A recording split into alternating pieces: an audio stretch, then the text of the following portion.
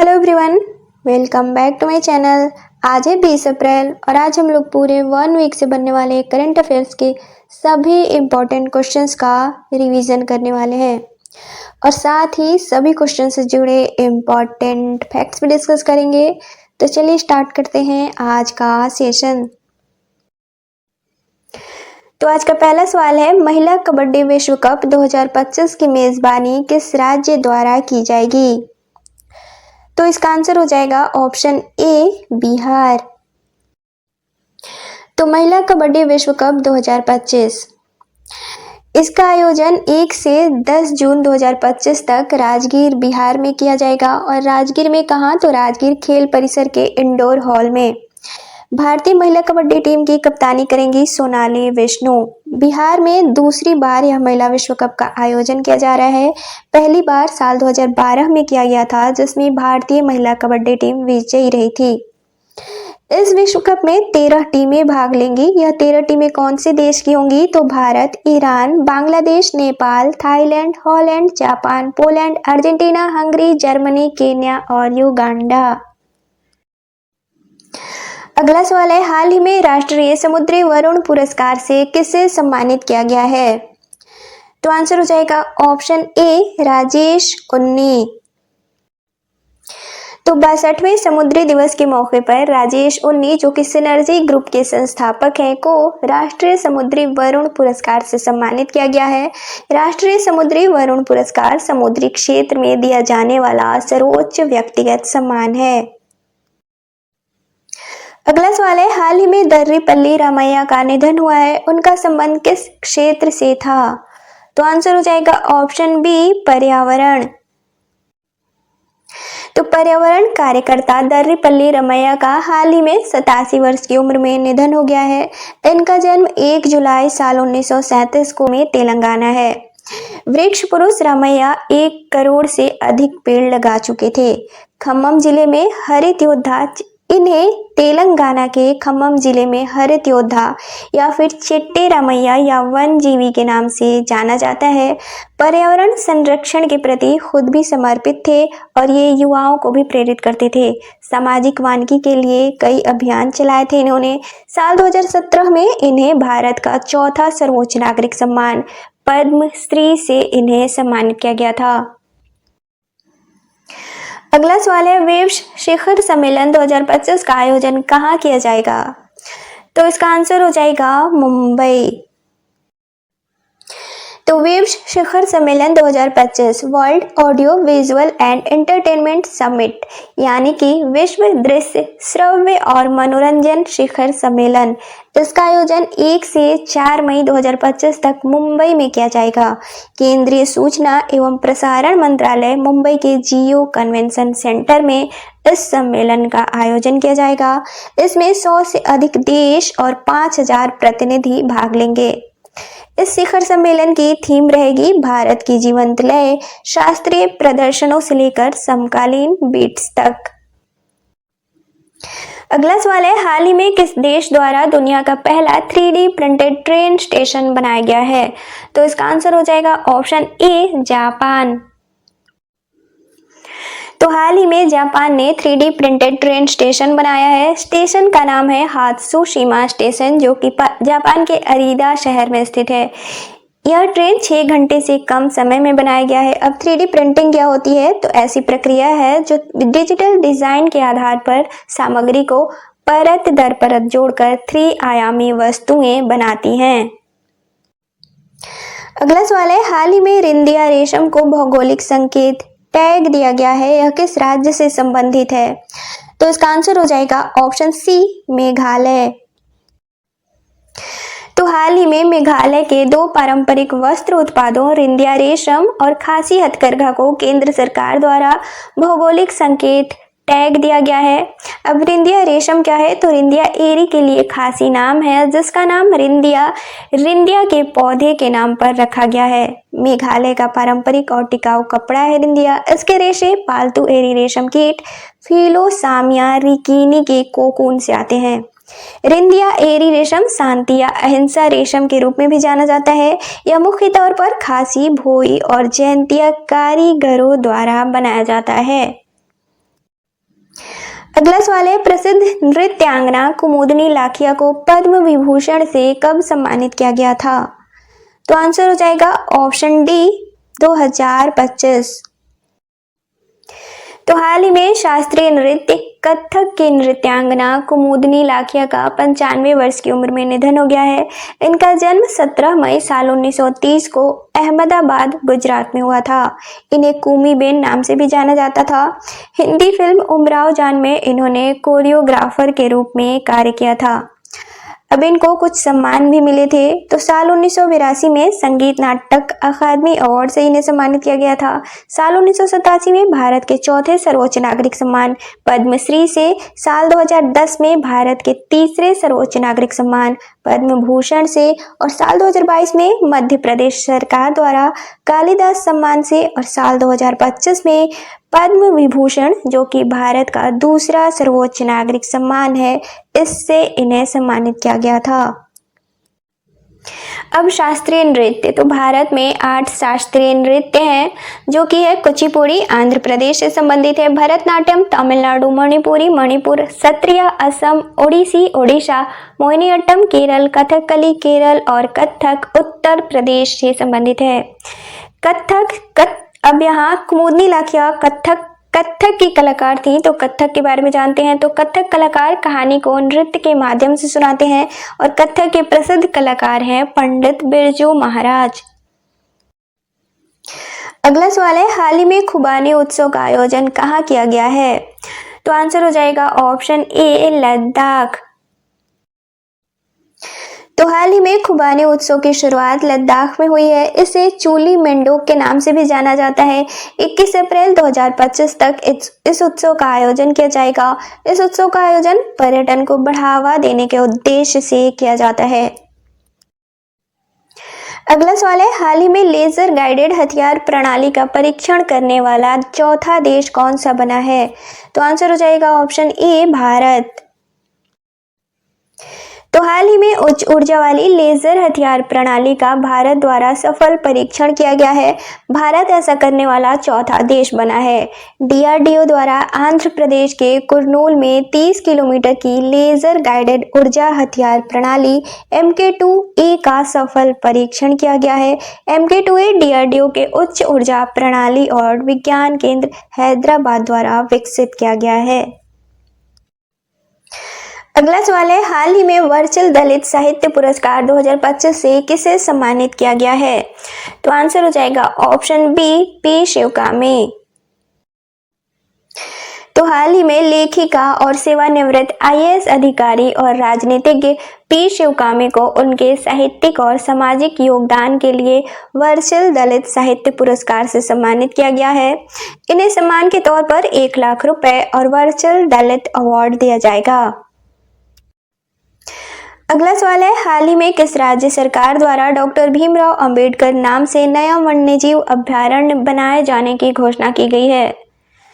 तो आंसर हो जाएगा ऑप्शन बी मध्य प्रदेश। तो हाल ही में मध्य प्रदेश सरकार ने राज्य का 25वां वन्यजीव अभयारण्य बनाने की घोषणा की है। सागर जिले के 258.64 वर्ग किमी वन क्षेत्र को अभयारण्य बनाया जाएगा। राज्य का यह 25वां अभयारण्य डॉक्टर भीमराव अंबेडकर के नाम पे जाना जाएगा। अब इससे फायदे क्या होंगे? तो राज्य में पर्यटन को बढ़ावा मिलेगा और स्थानीय लोगों के लिए रोजगार के नए अवसर पैदा होंगे। अगला सवाल है, हाल ही में किस राज्य सरकार द्वारा पिछड़े वर्ग के छात्र छात्राओं के लिए 100% छात्रवृत्ति की घोषणा की गई है? तो आंसर हो जाएगा ऑप्शन ए हरियाणा। तो हाल ही में हरियाणा सरकार द्वारा देश के किसी भी सरकारी कॉलेजों में मेडिकल और इंजीनियरिंग की पढ़ाई करने वाले राज्य के SC और OBC छात्रों के लिए 100% छात्रवृत्ति की घोषणा की है। इसके लिए ऑनलाइन पोर्टल बनाया जाएगा। पिछड़े वर्गों के 3 लाख रुपए तक वार्षिक आय वाले परिवारों के बच्चों की देश में पढ़ाई के लिए 15 लाख रुपए तक और विदेश में पढ़ाई के लिए 20 लाख रुपए तक का लोन 4% वार्षिक ब्याज दर पर दिया जाएगा। अगला सवाल है, हाल ही में एससी वर्गीकरण लागू करने वाला देश का पहला राज्य कौन सा बना है? तो आंसर हो जाएगा ऑप्शन बी, तेलंगाना। तो हाल ही में तेलंगाना सरकार द्वारा राज्य में अनुसूचित जाति वर्गीकरण लागू कर दिया गया है। तेलंगाना ऐसा करने वाला देश का पहला राज्य बना है। दरअसल अक्टूबर साल 2024 में वर्गीकरण के लिए एक आयोग का गठन किया गया था, जिसकी अध्यक्षता हाईकोर्ट के रिटायर्ड न्यायाधीश न्यायमूर्ति शमीम अख्तर द्वारा की गई थी। इस वर्गीकरण के तहत एससी समुदाय को 3 वर्गों में बांटा गया है, वर्ग 1, वर्ग 2 और 3। वर्ग 1 में कौन है? तो इसमें 15 सामाजिक, आर्थिक और शैक्षणिक रूप से वंचित एससी समुदाय शामिल हैं। इनकी आबादी 3.28% है। इन्हें 1% आरक्षण दिया जाएगा, जबकि वर्ग 2 में मध्यम रूप से लाभान्वित 18 एससी समुदाय शामिल हैं। इनकी आबादी 62.74% है। इन्हें 9% आरक्षण दिया जाएगा। वर्ग 3 में 26 लाभान्वित एससी समुदाय शामिल हैं, जिनकी आबादी 33.96% है। इन्हें 5% आरक्षण दिया जाएगा। अगला सवाल है, हाल ही में मार्च महीने के लिए अंतरराष्ट्रीय क्रिकेट परिषद के सर्वश्रेष्ठ खिलाड़ी कौन चुने गए हैं? तो आंसर हो जाएगा ऑप्शन डी, ए और बी दोनों। तो मार्च 2025 के लिए आईसीसी के सर्वश्रेष्ठ खिलाड़ी चुने गए हैं। पुरुष में पुरुष क्रिकेटर श्रेयस अय्यर जो कि भारत से हैं, और महिला में जॉर्जिया वोल जो कि ऑस्ट्रेलिया से हैं। अगला सवाल है, हाल ही में किस राज्य सरकार द्वारा भूभारती भूमि पोर्टल लॉन्च किया गया है? तो आंसर हो जाएगा ऑप्शन सी, तेलंगाना। तो तेलंगाना सरकार द्वारा हाल ही में भूभारती भूमि पोर्टल लॉन्च किया गया है। इस पोर्टल के माध्यम से सर्वेक्षण किए जाएंगे और सीमाओं को चिन्हित करने के लिए कृषि भूमि की माप की जाएगी। इसका उद्देश्य है राज्य में भूमि रिकॉर्ड प्रबंधन में सुधार लाना और उसे सुव्यवस्थित करना। अगला सवाल है, हाल ही में 13वीं बार विश्व का सर्वश्रेष्ठ हवाई अड्डा कौन सा बना है? तो आंसर हो जाएगा option B, Changi airport, Singapore. तो हाल ही में Skytrax world airport award 2025 में विश्व का सर्वश्रेष्ठ एयरपोर्ट सिंगापुर के चांगी एयरपोर्ट को चुना गया है, जो कि 13वीं बार विश्व का सर्वश्रेष्ठ हवाई अड्डा बना है। दूसरे स्थान पर है दोहा का हमाद इंटरनेशनल एयरपोर्ट और तीसरे स्थान पर है जापान का टोक्यो इंटरनेशनल एयरपोर्ट। अगला सवाल है, हाल ही में विश्वविद्यालय अनुदान आयोग यानी कि यूनिवर्सिटी ग्रांट कमीशन के कार्यकारी अध्यक्ष कौन बनाए गए हैं? तो आंसर हो जाएगा ऑप्शन ए, विनीत जोशी। तो हाल ही में यूजीसी के कार्यकारी अध्यक्ष विनीत जोशी को बनाया गया है, जो कि साल 1992 बैच के आईएएस अधिकारी हैं, जो कि मणिपुर कैडर से हैं। पूर्व अध्यक्ष एम जगदीश कुमार की कार्यकाल समाप्ति पर इन्हें कार्यकारी अध्यक्ष बनाया गया है। ये नए स्थायी अध्यक्ष की नियुक्ति तक इस पद पर कार्य करेंगे। अगला सवाल है, हाल ही में भारत और किस देश के बीच खाद्य सुरक्षा समझौते हुए हैं? तो आंसर हो जाएगा ऑप्शन सी, इजराइल। तो हाल ही में भारत और इजराइल ने द्विपक्षीय कृषि सहयोग को बढ़ाने, खाद्य सुरक्षा को मजबूत करने और खेती की आधुनिक तकनीकों को अपनाने के उद्देश्य से नई दिल्ली में कृषि मंत्री शिवराज सिंह चौहान और इजराइल के कृषि मंत्री एवी विक्टर द्वारा कृषि समझौते पर हस्ताक्षर किए गए हैं। इस समझौते के तहत दोनों देशों के बीच मृदा एवं जल प्रबंधन, बागवानी एवं कृषि उत्पादन प्रौद्योगिकी, कृषि मशीनीकरण, पशुपालन तथा अनुसंधान एवं विकास के क्षेत्र में सहयोग मजबूत होगा। अगला सवाल है, हाल ही में पंचायत उन्नति सूचकांक किस मंत्रालय द्वारा जारी किया गया है? तो आंसर हो जाएगा ऑप्शन बी, पंचायती राज मंत्रालय। तो हाल ही में पंचायती राज मंत्रालय द्वारा पंचायत उन्नति सूचकांक की शुरुआत की गई है, जो कि साल 2022 से 2023 के लिए यह सूचकांक जारी की गई है। इसका उद्देश्य है पंचायत स्तर पर योजना निर्माण और विकास को बढ़ावा देना, साथ ही संस्थाएं जमीनी स्तर पर एसडीजीज यानी कि सतत विकास लक्ष्यों को कैसे प्राप्त कर रहे हैं, इसको मापना। यह सूचकांक 9 विषयों पर आधारित है। अब ये 9 विषय कौन से हैं? तो गरीबी उन्मूलन, स्वास्थ्य, बाल कल्याण, जल पर्याप्तता, पर्यावरणीय स्थिरता, बुनियादी ढांचा, सामाजिक न्याय, सुशासन और महिला सशक्तिकरण। और पंचायतों को अंकों के आधार पर 5 वर्गों में बांटा गया है। ये 5 वर्ग कौन से हैं? तो पहला है अचीवर, जो कि 90 प्लस अंक के लिए है, जिसमें कोई भी पंचायत शामिल नहीं है। दूसरा है फ्रंट रनर, इसमें 75 से 90 अंक तक के पंचायत शामिल है, जिसमें 699 पंचायतें। तीसरा है परफॉर्मर, यानी कि प्रदर्शनकर्ता, इसमें 60 से लेकर 75 तक अंक है, जिसमें 77,298 पंचायतें शामिल हैं। चौथा है आकांक्षी, जो कि 40 से 60 अंक तक के हैं, इसमें 1,32,392 पंचायतें हैं। और पांचवा है शुरुआती, जो कि 40 से कम अंक के लिए है, इसमें है 5,896 पंचायतें। अग्रणी पंचायतों में गुजरात पहले स्थान पर है, जबकि तेलंगाना दूसरे स्थान पर। प्रदर्शनकर्ता में गुजरात पहले पे, तब महाराष्ट्र, तब तेलंगाना। और आकांक्षी में बिहार, छत्तीसगढ़ और आंध्र प्रदेश। अगला सवाल है पोहेला बोईशाख का संबंध किस राज्य से है? तो आंसर हो जाएगा ऑप्शन ए पश्चिम बंगाल। तो पोहेला बोईशाख बंगाली नववर्ष है, जो कि हाल ही में पश्चिम बंगाल और बांग्लादेश में मनाया गया है। बंगाली कैलेंडर के पहले महीने बोईशाख के पहले दिन यह उत्सव मनाया जाता है। बंगाली कैलेंडर को बंगबड़ा या बंगाली युग भी कहा जाता है। इस कैलेंडर की शुरुआत साल 594 ईस्वी में हुई थी। इस मौके पर लोग घरों की साफ सफाई करते हैं और बंगाली भोजन का आनंद लेते हैं। अगला सवाल है हाल ही में खबरों में रहा गोलकुंडा ब्लू क्या है? तो आंसर हो जाएगा ऑप्शन ए हीरा। तो गोलकुंडा ब्लू भारत की शाही विरासत का दुर्लभ हीरा है, जो कि हाल ही में अपनी नीलामी को लेकर खबरों में रहा है, जो कि 14 मई 2025 को जिनेवा स्विट्जरलैंड में क्रिस्टीज कंपनी द्वारा नीलाम किया जाएगा। इस हीरे का वजन है 23.24 कैरेट। इसकी कीमत है लगभग 300 से 430 करोड़ रुपए। इस ऐतिहासिक हीरे को पेरिस के डिजाइनर JAR ने एक अंगूठी में जड़वाया था। अगला सवाल है हाल ही में जारी इंडिया जस्टिस रिपोर्ट 2025 में शीर्ष राज्य कौन सा है?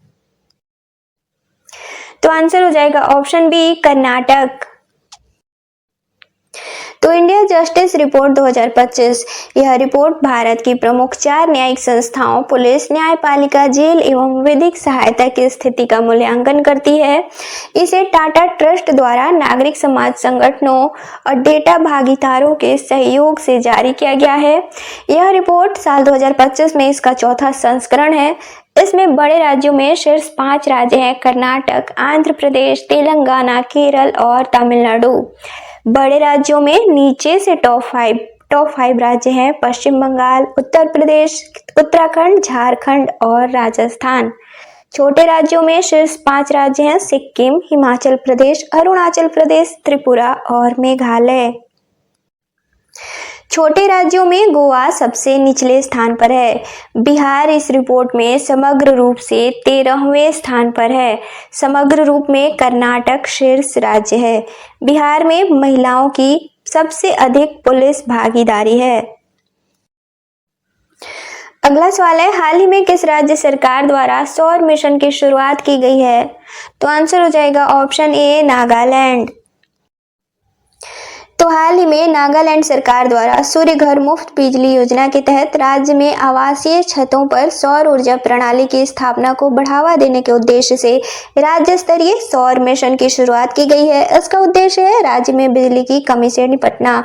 वित्त वर्ष 2025-26 में सौर मिशन के लिए 10 करोड़ रुपए का आवंटन किया गया है। अगला सवाल है हाल ही में किस राज्य सरकार द्वारा शून्य गरीबी मिशन का नाम डॉक्टर भीमराव अंबेडकर के नाम पर रखने की घोषणा की गई है? तो आंसर हो जाएगा ऑप्शन बी उत्तर प्रदेश। अगला सवाल है संयुक्त सैन्य अभ्यास डस्टलिक भारत और किस देश से संबंधित है? तो आंसर हो जाएगा ऑप्शन सी उज्बेकिस्तान। तो तो भारत उज्बेकिस्तान संयुक्त सैन्य अभ्यास डस्टलिक साल 2025 में यह इसका छठा संस्करण है, जिसका आयोजन पुणे महाराष्ट्र के औंध स्थित भारतीय सेना के अंतरराष्ट्रीय प्रशिक्षण बेस में इसका आयोजन किया जा रहा है, जो कि 16 अप्रैल से किया जा रहा है और 28 अप्रैल 2025 तक चलेगा। अगला सवाल है, भारत के अगले मुख्य न्यायाधीश कौन बनेंगे? तो आंसर हो जाएगा option A justice Bhushan Ramkrishna Gavai. देश के 52वें मुख्य न्यायाधीश के रूप में जस्टिस भूषण रामकृष्ण गवई चुने गए हैं, जो कि 14 मई साल 2025 को मुख्य न्यायाधीश के रूप में शपथ लेंगे। 13 मई साल 2025 को 51वें मुख्य न्यायाधीश संजीव खन्ना अपने पद से सेवानिवृत्त हो जाएंगे। जस्टिस गवई का कार्यकाल लगभग 6 महीने का है, जो कि 23 नवंबर साल 2025 को अपने पद से सेवानिवृत्त होंगे। जस्टिस गवई दलित समुदाय से आने वाले दूसरे मुख्य न्यायाधीश हैं। पहले थे के.जी. बालाकृष्णन। अगला सवाल है, हाल ही में भारतीय नौसेना द्वारा मेघयान 25 के तीसरे संस्करण की मेजबानी कहाँ की गई है? तो आंसर हो जाएगा ऑप्शन ए नई दिल्ली। अगला सवाल है, हाल ही में विशेष हैंडलूम एक्सपो की शुरुआत कहाँ की गई है? तो आंसर हो जाएगा ऑप्शन बी नोएडा। तो केंद्रीय वस्त्र मंत्रालय के तत्वावधान में राष्ट्रीय हथकरघा विकास निगम ने नोएडा उत्तर प्रदेश में स्पेशल हैंडलूम एक्सपो की शुरुआत की है। इसमें 23 राज्यों के हथकरघा बुनकर शामिल हुए हैं। इसका उद्देश्य है हथकरघा बुनाई की सदियों पुरानी परंपरा पर नए सिरे से ध्यान केंद्रित करना, साथ ही बुनकरों को उनके उत्पाद सीधे ग्राहकों को बेचने के लिए एक मंच प्रदान करना। यह 24 अप्रैल 2025 तक चलेगा। इस प्रदर्शनी में 25 स्टॉल शामिल हैं, जिसमें साड़ियां, ड्रेस मटेरियल्स, स्टॉल और दुपट्टों की बेहतरीन किस्में प्रदर्शित की गई हैं। अगला सवाल है, हाल ही में जीपी दृष्टि पहल की शुरुआत किस राज्य सरकार द्वारा की गई है? तो आंसर हो जाएगा ऑप्शन ए गुजरात।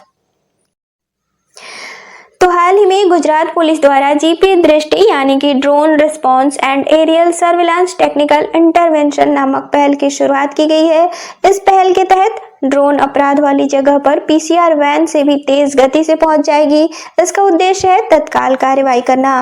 पहले चरण में अहमदाबाद, गुजरात, वडोदरा और राजकोट के 33 पुलिस स्टेशनों में इसे लागू किया जाएगा। अगला सवाल है, हाल ही में किस बैंक ने ट्रेन में भारत का पहला एटीएम स्थापित किया है? तो आंसर हो जाएगा option D bank of Maharashtra. तो हाल ही में बैंक ऑफ महाराष्ट्र ट्रेन में एटीएम यानी कि ऑटोमेटेड टेलर मशीन लगाने वाला देश का पहला बैंक बना है। मुंबई ममनाड पंचवटी एक्सप्रेस पहली ऐसी ट्रेन बनी है जिसमें एटीएम लगाया गया है। यह पहल विकसित भारत 2047 के तहत भारतीय रेलवे के व्यापक परिवर्तन अभियान का हिस्सा है। इसका उद्देश्य है बुनियादी ढांचे का आधुनिकीकरण करना, यात्री अनुभव को बेहतर बनाना और परिचालन दक्षता में वृद्धि करना। वर्तमान में भारत के रेल मंत्री हैं अश्विनी वैष्णव। और आज के सेशन का लास्ट क्वेश्चन है, हाल ही में इक्वाडोर के राष्ट्रपति के रूप में दूसरे कार्यकाल के लिए कौन पुनः निर्वाचित हुए हैं? तो आंसर हो जाएगा ऑप्शन बी डेनियल नोबोआ।